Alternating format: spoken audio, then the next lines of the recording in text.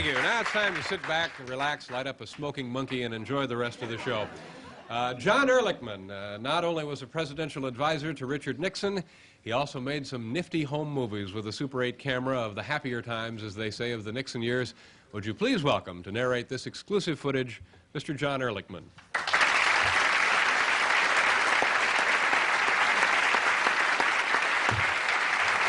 John, pleasure to meet you, sir. Thank you very much for being here. Thank you very much for bringing your home movie footage, and I think we might as well just get right into that. Tell us what we're going to be looking at, and we can talk over the footage as we see it. And taken by you on a Super 8 camera, and take a look at the monitors in the studio, and as we like to say at home, the TV should work. And what are we looking at, John? Well, we're looking at flowers in the office. Great florist in the White House, fresh flowers every day. There's a meeting in Bob Haldeman's office. There's Ron Ziegler. What year are we? There's a press secretary. This would be about 1969. There's Bryce Harlow, was the congressional liaison man. There's Haldeman by his custom-made desk. There's my son Tom, sitting by the swimming pool in San Clemente, and there's Peter, who's my older boy. And I don't know why they have those towels, but those are their towels. Probably nude underneath would be a guess. That's as close as we got to a hippie in those days. That's Peter with his brand new mustache. Yeah. That's Peter's first mustache. I don't know what that's all about. Fingerprint on the towel. The direction of these films is wonderful, John. I'm sort of hoping this will turn into a whole new career. There's Richard Nixon and his dog. There's a hummingbird. Lots of hummingbirds at San Clemente. And whales. Lots of whales at San Clemente. That's Lyndon B. Johnson. And there are the president and the ex-president and a motorcade of golf carts. That's John Mitchell and Martha and their daughter. Good heavens. And more hummingbirds. Yeah. I was very fond of hummingbirds in those days. There's Spiral Agnew and George Romney and some guys from the cabinet. And there's Henry Kissinger. Boy, oh boy. Remember, you saw it here first. Yeah. I don't believe I've ever seen Henry topless. Yeah. And that's his little boy, David, and my little boy, Bob, who aren't little anymore. And that's when Henry had all his hair, and I had more of mine than there I am, great beached whale. We had a nifty house that year in San Clemente, about 10 blocks from the office. The president would go out there in the summertime. That's my daughter, Jody. We had a slide in the swimming pool. And why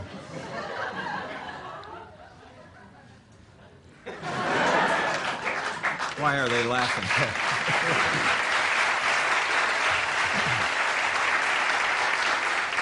You know, that, as I told you before, that it's so amazing because for all practical purposes, those look like 99% of the home movies ever shot by anyone in the United States, except for the fact Henry Kissinger, Spiro Agnew, Richard Nixon, Martha, and John Mitchell.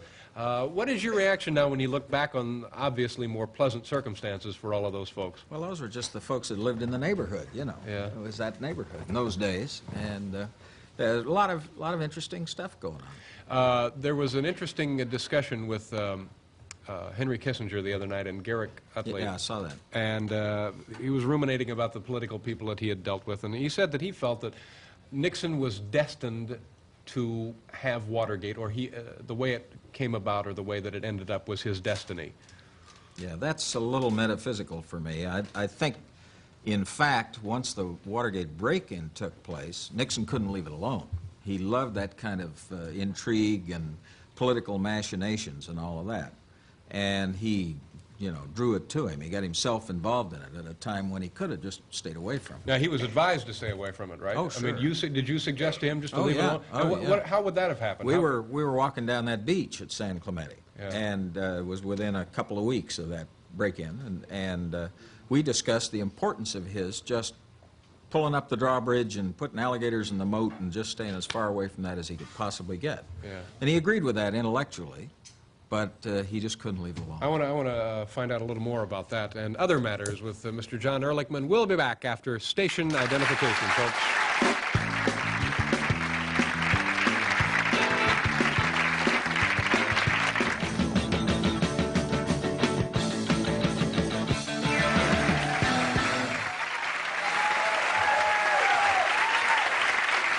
Schaefer.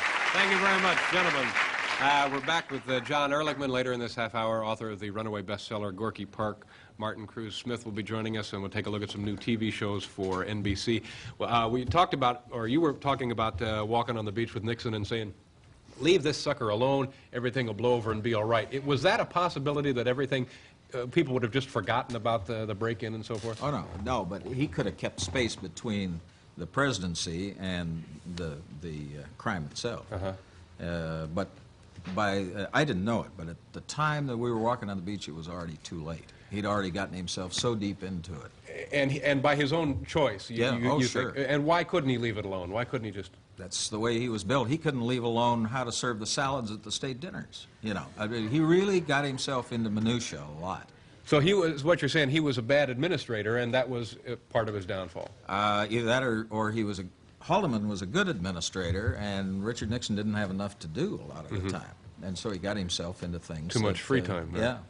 Now, you have done time for what we're discussing here, or peripheral activities, and you feel that had Nixon testified at your proceedings, you probably would not have done time, right? Who knows? Who knows? The mood at the time of those trials was so pervasive as a result of all the televised Senate hearings that, you know, you can't tell how those cases would have turned out.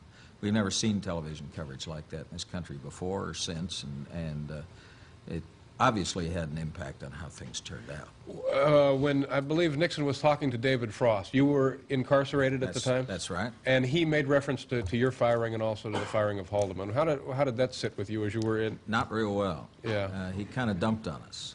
And matter of fact, I was listening to it on a radio. We couldn't get television where I was. We could get some television, but there was a big mountain in the way, so you couldn't get PBS or whatever the network was. So I had to listen to it on the radio. Yeah. And I was very resentful of the way he handled that. The name of the book, of course, is Witness to Power, and it seems to me, I've read the first half of it, that that's what you're portraying yourself to be, a guy who was in the room when the stuff was going on. Is that a fair assessment? No. Oh, no. As you get farther into it, and particularly in the last couple of chapters, I try and be very plain about what I did and how I got myself in trouble. What did you do? Well, I let myself get into the money, the passage of money from this great trust fund that Nixon had in California, of old campaign money, to the burglars. And it was being given to them for an illegal purpose. So that made me a co-conspirator. Yeah. So, and remember, kids, don't try this at home.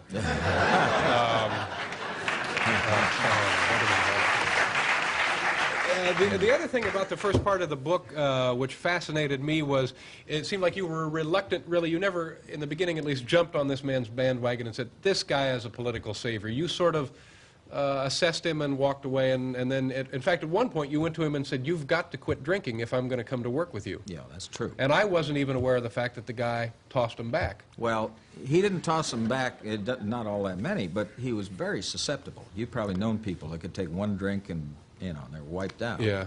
He was like that, particularly when he was keyed up.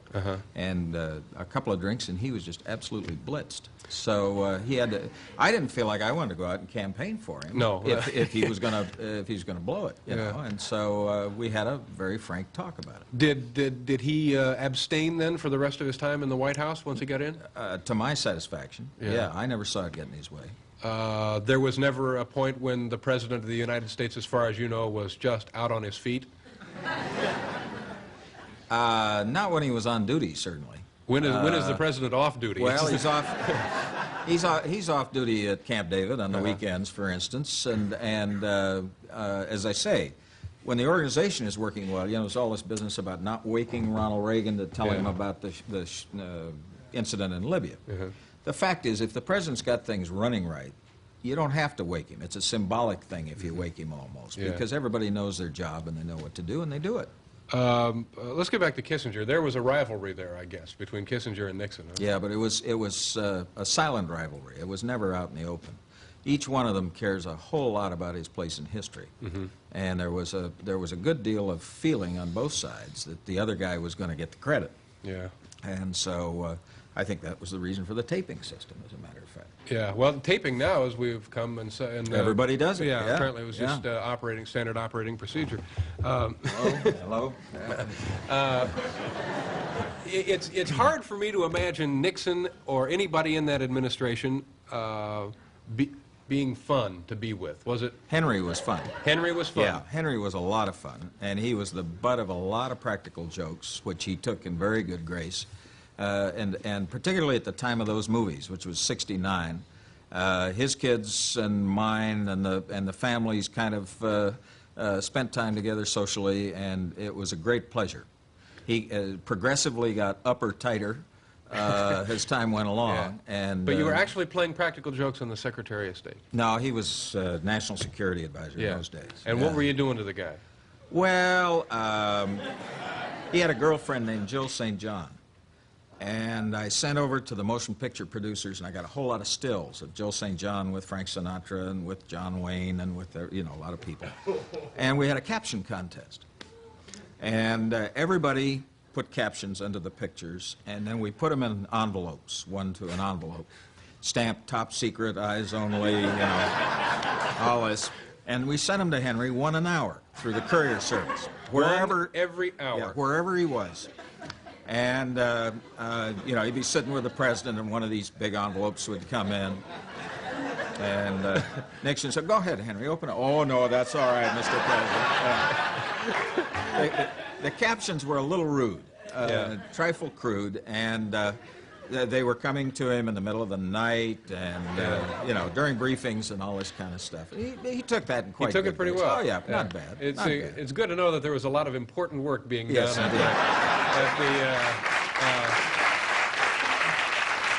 on the other hand, it's hard to imagine it functioning without some of that goofing around. You've got to ease it up.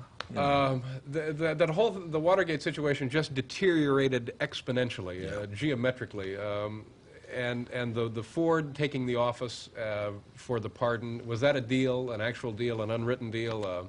I suspect so. I don't know. See, I was fired and long gone by then. Mm-hmm. But I have never seen Richard Nixon take a step into darkness. He always knew where the next step was going to land. And I can't imagine him resigning without knowing that he was going to get the pardon. So it seemed like a... But it was the right thing, though. I mean, Ford was using good sense, I think, because it would have torn up the government. Everything would have ground to an absolute stop. What would that procedure have been? Where would it have gone? Well, it could have gone two ways. It'd either impeach him in the Congress, in which case there wouldn't have been any legislation for about 8 or 9 months, which might not have been all bad, or it would have gone into the criminal courts. And everybody who worked in the White House, Haig, and all those people would have to be witnesses. And it would have been impossible for Ford to do any business. Yeah. Have you seen Richard Nixon recently? No, I haven't talked to him since 1973. Roughly 10 years. Yeah. If you ran into him in the hallway or in the audience, he's here frequently. Well, how would that be? Were you ever close to the guy, friendly? No, we had a professional relationship. We didn't have a social relationship because he didn't believe in socializing with the staff. And so, the professional association ended, and so that was the end of it. Do you resent the guy because you did time and he did not? No, he's paid his dues, I think. Yeah. That's the only thing he wanted in his life, was to be President of the United States. And to have it, taken away from him or have him see himself blow it as he did is a really cruel fate for him. Okay. This is interesting. Mr. John Ehrlichman, thank you very much, sir, for bringing your home movies here. The book is Witness to Power. We're going to pause. We'll be right back.